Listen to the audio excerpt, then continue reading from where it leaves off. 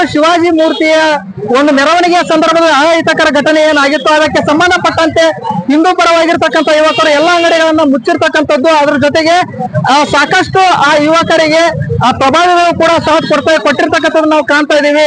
ಪೊಲೀಸರು ಕೂಡ ತಮ್ಮದೇ ಆಗಿರ್ತಕ್ಕಂಥ ಒಂದು ರೀತಿಯಲ್ಲಿ ಕೂಡ ಕರ್ತವ್ಯ ನಿರ್ವಹಿಸ್ತಾ ಇದ್ದಾರೆ.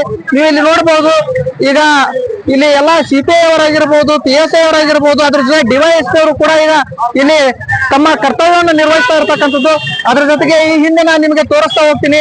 ಅಲ್ಲಿ ನೀವು ನೋಡಬಹುದು, ಅಲ್ಲಿ ಏನೋ ಒಂದು ಗುಂಪು ಸೇರಿದೆ ಅಲ್ಲ, ಅಲ್ಲಿ ಎಲ್ಲಾ ಹಿಂದೂ ಯುವಕರು ಕೂಡ ತಮ್ಮದೇ ಆಗಿರ್ತಕ್ಕಂಥ ರೀತಿಯಲ್ಲಿ ಕೂಡ ಏನು ಈ ಒಂದು ಶೋಭಾಯಾತ್ರೆಗೆ ಮಾಡಿರ್ತಕ್ಕಂಥ ಅವಮಾನ, ಈ ಅವಮಾನವನ್ನು ನಾವು ಖಂಡಿಸ್ತೀವಿ ಅಂತ ಹೇಳ್ಬಿಟ್ಟು ತುಂಬಾನೇ ಆಕ್ರೋಶದಿಂದ ತಮ್ಮದೇ ಆಗಿರ್ತಕ್ಕಂಥ ಒಂದು ರೀತಿಯಲ್ಲಿ ಘೋಷಣೆಗಳನ್ನು ಕೂಡಿ ತಮ್ಮ ಆಕ್ರೋಶವನ್ನು ತೋರಿಸ್ತಾ ಇದ್ದಾರೆ.